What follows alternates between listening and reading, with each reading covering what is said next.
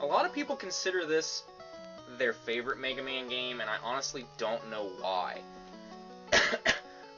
Right off the bat, you notice something's missing. A fucking intro. When a game that you released 2 years prior has a fucking intro, there's no real reason why this game should not have one. Basically, this looks like Mega Man 1's title screen with a 3 underneath it, okay? Oh, let's take Mega Man 1, put a 3 underneath it, and we're done. No, fuck you, motherfuckers, okay? Where's my fucking intro? Where's my building? Where's my fucking Mega Man standing on top with his hair in the wind, okay? None of that shit's here. You fucking lied to me, motherfuckers. This ain't a sequel, okay? This is like 3 steps back, right when you turn it on. So how can this be your favorite Mega Man game? Alright?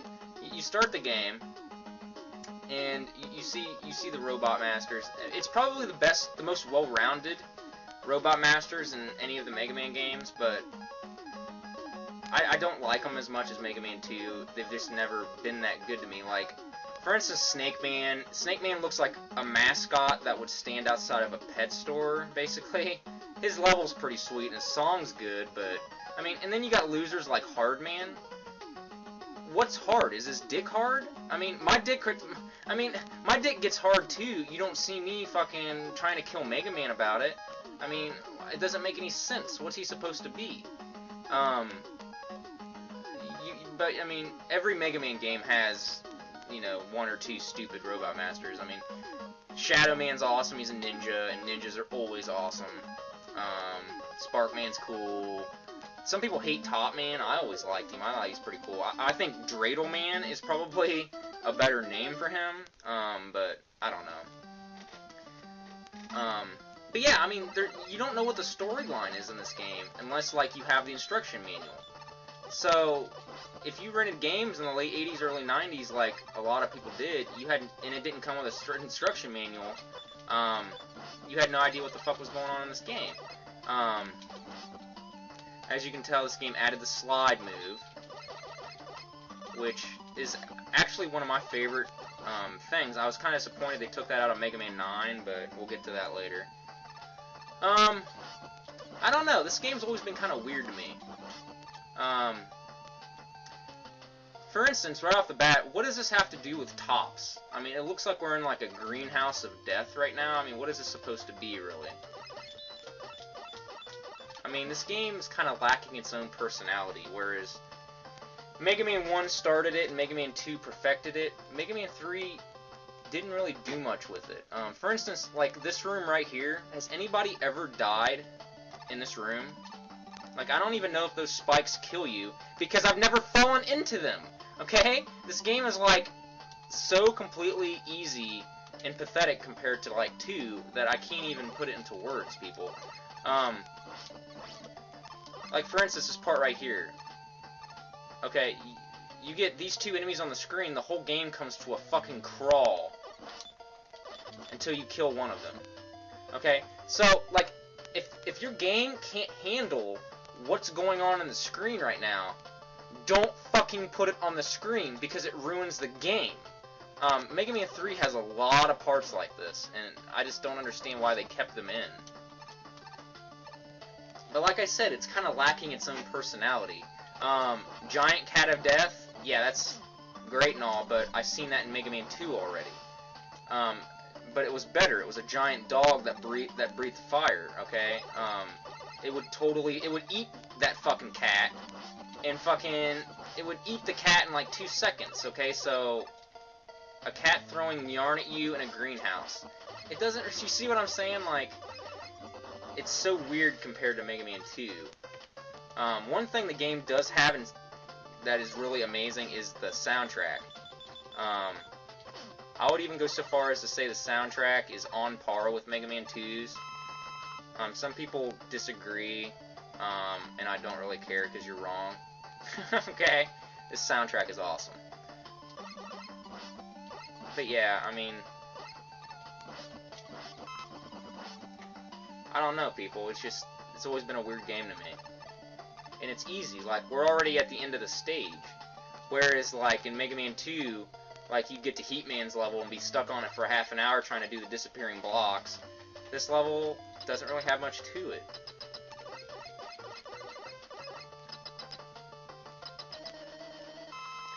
Dreidel Man's gonna try to take me out here. And he never has.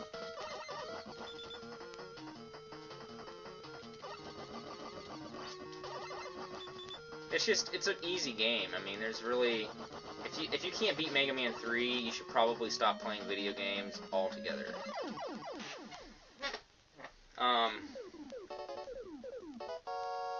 See, same basic principle.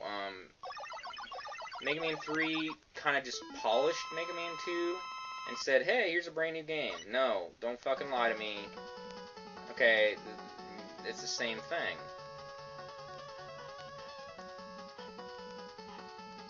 Topspin. You get Topspin, the most fucking useless weapon in the entire game, until you get to the last boss. And then it kills the last boss in one hit. You know what I mean? Like, so what's the point of this weapon?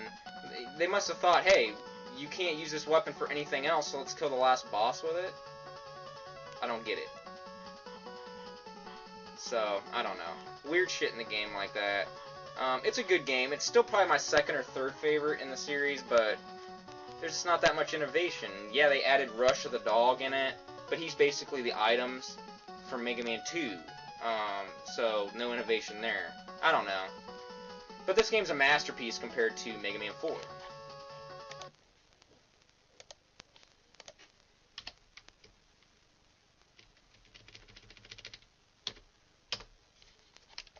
Mega Man 4 fucking sucks, okay? I'm sorry, people. This game was released 1 year later. Probably because they wanted to rush the fucking thing out the door just to get a quick buck. This game sucks. I can't stand this game. Even as a kid, after playing Mega Man 3 and going to this one, you could tell, even as a kid, that this game wasn't as good. Like, it wasn't as good then, and it's still not as good now. And if this is your favorite Mega Man, you're a fucking idiot, okay? You're gonna tell me you like this game better than Mega Man 2 or 3? Why? There's nothing in it that's better. Okay? Yeah, it has an intro, which is technically better than Mega Man 3, but it does, it doesn't really tell you much, and it kind of tries to give the backstory of Mega Man, which they kind of contradict in the series later on, and they're like, hey, it never really happened that way. And we're like, okay, whatever. First of all, you're presented with the most pitiful robot masters in the entire fucking series. Okay? What is this fuck? Am I on a fucking short bus right now? I mean, what am I fucking looking at? Bunch of fucking retards, okay? Bright Man looks like a fucking Cabbage Patch Kid. Okay? Toad Man? I'm fighting frogs? I'm fighting frogs in dust? Okay? Are we out of fucking ideas here, people? Okay? Get your fucking shit together. The only two good robot masters are Skull Man and Pharaoh Man, and they just get fucking destroyed in 2 seconds by Mega Man. So, okay, I don't know. Ring Man? Ring Man? What does that even mean? Okay, none of these guys, none of them are good, people. I will tell you that this game is harder than Mega Man 2 or 3, but that's about it. The game doesn't really have much else to it. You have a charge in this one. But the problem with this charge is it makes the game not Mega Man anymore. In the other Mega Man games, you would get the powers from the robots, and you would use them against the other robots. The trouble is, in this game, what's the point in doing that when you can just kill every robot master in this whole fucking game with your regular Mega Buster? And I'm not exaggerating here, people. You can do that. Okay? And the level designs are just disgusting. What am I looking at here? Yellow fucking purple fucking bullshit? Is this Elton John's living room? What the fuck?